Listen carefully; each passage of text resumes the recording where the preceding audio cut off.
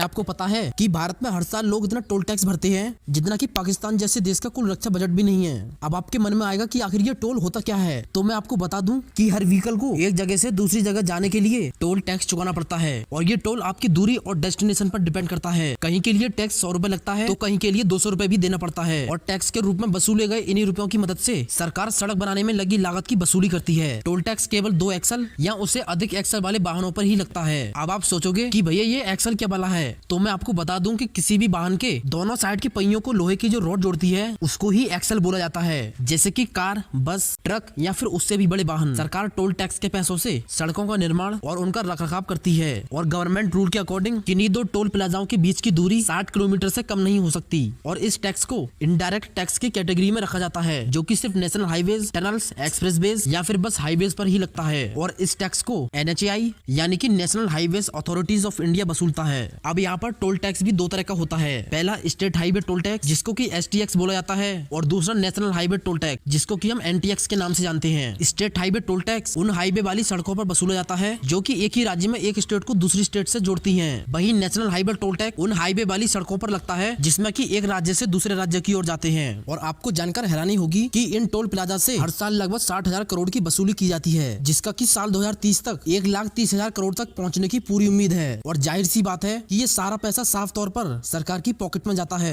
इसके अलावा सरकार जिन प्राइवेट कंपनीज के साथ कॉन्ट्रैक्ट करके इन हाईवेज को डेवलप करती है वो कंपनीज पूरे प्रॉफिट के साथ में एक डेफिनेट टाइम तक टोल टैक्स की वसूली करती हैं और टाइम खत्म होने पर वो रोड या सड़क फिर से सरकार के हवाले में चली जाती है। हाईवेज बनाने वाली सरकार या फिर ये प्राइवेट कंपनीज अपनी मनमर्जी के मुताबिक टैक्स को वसूलती हैं। आपने कभी न कभी टैक्स टेररिज्म का नाम जरूर सुना होगा, जिसको कि आप इस तरह से समझ सकते हो कि हमारे देश में जब भी कोई व्यक्ति कार खरीदने के लिए जाता है तो उसे एक नहीं बल्कि 3 तरह के टैक्स भरने पड़ते हैं। जैसे कि माना किसी आदमी ने 10.5 लाख रुपए की कार खरीदी तो उसे 28% GST के रूप में 2,97,000 रुपए चुकाने पड़ेंगे। वहीं 17% के हिसाब से रोड सेस के रूप में 1,80,000 रुपए भी चुकाने पड़ेंगे। इसके अलावा टैक्स कैलकुलेशन एट सोर्स के रूप में 15,000 रुपए भी चुकाने पड़ेंगे। और इस तरह से कोई भी आदमी 10.5 लाख रुपए की कार पर 4.5 लाख रुपए टैक्स के रूप में सरकार को देकर उस कार को 15 लाख रुपए में खरीदता है, जिसको कि हम ऑन रोड प्राइस भी कहते हैं। इसके अलावा जब कोई व्यक्ति उसमें पेट्रोल डलवाता है तो उसे 21% एक्साइज ड्यूटी प्लस 15% वैट देना पड़ता है। ऑन दी अदर हैंड जब कोई व्यक्ति डीजल की गाड़ी खरीदता है तो उस पर 18% एक्साइज ड्यूटी प्लस 15% वैट देना पड़ता है। और यह टैक्स यहीं पर खत्म नहीं होता। गाड़ी खरीदने के बाद उसमें पेट्रोल या डीजल भरवाने के बाद उसे ड्राइविंग के लिए नेशनल हाईवे पर भी लेकर जाना पड़ता है, तो उसे पर किलोमीटर के हिसाब से मैक्सिमम 5 रुपए और देने पड़ते हैं। अगर हम इससे भी सिंपल लैंग्वेज में समझें तो 10.5 लाख की गाड़ी में 4.5 लाख रुपए और 100 रुपए के पेट्रोल पर 40 रुपए सरकार को टैक्स देने के बाद अगर आप इसी गाड़ी से 100 किलोमीटर दूर हाईवे पर जाते हो तो आपको 5 रुपए पर किलोमीटर के हिसाब से 500 रुपए का टोल टैक्स भी देना पड़ेगा। और भगवान न करे कि उस हाईवे पर गड्ढे होने के कारण कोई छोटा मोटा एक्सीडेंट हो जाए और आप चोटिल हो जाए तो आपको अस्पताल में और दवाइयों के बिल पर भी अलग से टैक्स देना पड़ता है। और ऐसे ही जब तक इंसान जिंदा रहता है वो मकड़ी के जाले की तरह इस टैक्स के जाल में फंसा रहता है। ऐसे में जब आप इनकम टैक्स दे रहे हैं, रोड सेस दे रहे हैं, यहाँ तक कि गाड़ी खरीदने पर 28% GST भी दे रहे हैं, इसके अलावा पेट्रोल पर एक्साइज ड्यूटी और वैट भी दे रहे हैं, सरकार ये सभी टैक्सेस यह कहकर ले भी लेती है कि वो इन पैसों से देश में सड़कें बनाएंगी, हाईवेज बनाएंगी, इंफ्रास्ट्रक्चर बनाएंगी, तो फिर आपको इन सड़कों पर चलने के लिए अलग से टोल टैक्स क्यों देना पड़ता है। और इस टाइम तक हमारे देश में हाईवेज का निर्माण 2 तरीके से होता है।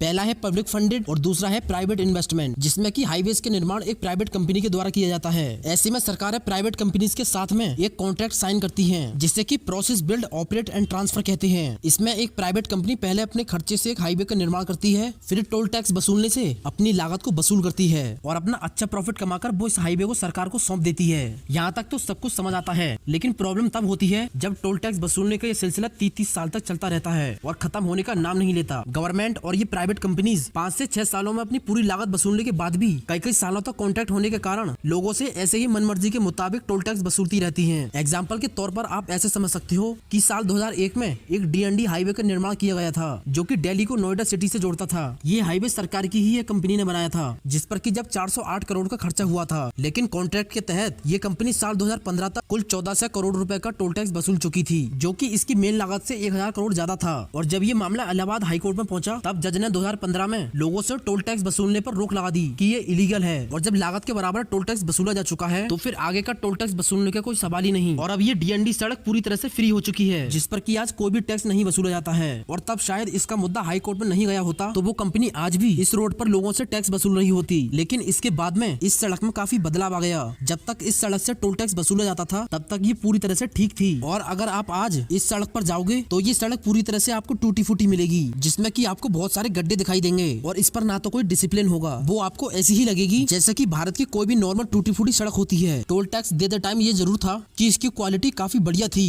इसका टाइम टू टाइम मेंटेनेंस होता था, लेकिन जैसे ये सरकार के हाथों में आई इसको डस्टबिन में फेंक दिया गया। और ऐसा भी हो सकता है कि बाकी के जो हाईवे हैं जिन पर कि आप टोल देते हो, अगर उन पर टोल टैक्स बंद हो जाएगा तो सरकार उन्हें भी वैसी ही सड़क बना देंगी जैसे कि ये डीएनडी सड़क हो चुकी है। और हमारे देश में ये भी एक कड़वा सच है कि जिन सड़कों पर टोल टैक्स नहीं लगता उन सड़कों की हालत बहुत ही खराब है, और जिन सड़कों की स्थिति अच्छी है उन सड़कों पर आपको फ्री में कोई चलने नहीं देगा, वहाँ पर आपको टोल टैक्स देना ही पड़ेगा। और इस तरह से लोग टोल टैक्स वाली सड़कों पर चलने के लिए मजबूर हो जाते हैं। फाइनली सरकार ने स्थिति ऐसी कर दी है कि आप ऐसी सड़क पर जाओगे जहाँ कोई टोल नहीं है, उस सड़क पर ना तो आपको कोई डिसिप्लिन मिलेगा तो सिर्फ दोनों तरफ से ट्रैफिक, और वे सड़कें एक बारिश में ही खराब हो जाती हैं।